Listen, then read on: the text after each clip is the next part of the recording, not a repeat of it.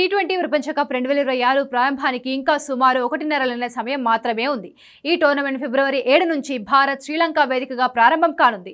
World cup కోసం team India 15 మంది సభ్యుల తుది జట్టు ఎలా ఉండబోతోంది? బీసీసీఐ ఎప్పుడు జట్టును అధికారికంగా ప్రకటిస్తుందనే అంశంపై తాజాగా ఓ కీలక అప్డేట్ వచ్చింది.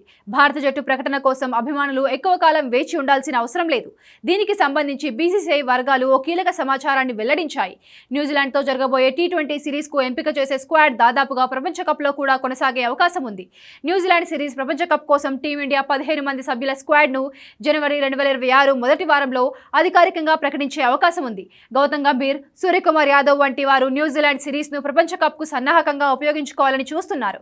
ప్రపంచ కప్కు ముందు టీమిండియా మొత్తం 7 అంతర్జాతీయ టీ20 మ్యాచ్లు ఆడనుంది. దక్షిణాఫ్రికాతో 2 మ్యాచ్లు, న్యూజిలాండ్తో 5 మ్యాచ్లు ఆడనుంది. ప్రస్తుతం టీమిండియా టీ20 ఫార్మాట్లో అత్యంత బలమైన జట్టుగా ఉంది. దీంతో 15 మంది తుది జట్టులో చోటు దక్కించుకోవడం చాలా మంది పెద్ద ఆటగాళ్లు కూడా కష్టంగా ఉంది. టీ20 ప్రపంచ కప్ 2026 ఫైనల్ మ్యాచ్ మార్చి 8న అహ్మదాబాద్లోని నరేంద్ర మోడీ స్టేడియంలో జరగనుంది. అయితే ఒకవేళ ఫైనల్స్కు పాకిస్తాన్ అర్హత సాధిస్తే ఫైనల్ వేదికను కొలంబోలోని ప్రేమదాస స్టేడియానికి మార్చడం జరుగుతుంది. ఇక ఈ టోర్నీకి భారత్, శ్రీలంక సంయుక్తంగా ఆతిథ్యం ఇస్తున్నాయి.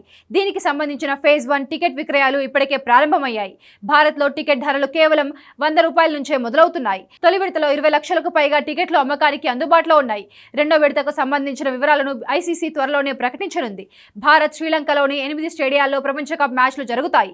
టోర్నమెంట్లో మొత్తం 20 జట్లు పాల్గొనుండగా 55 మ్యాచ్లు జరగనున్నాయి.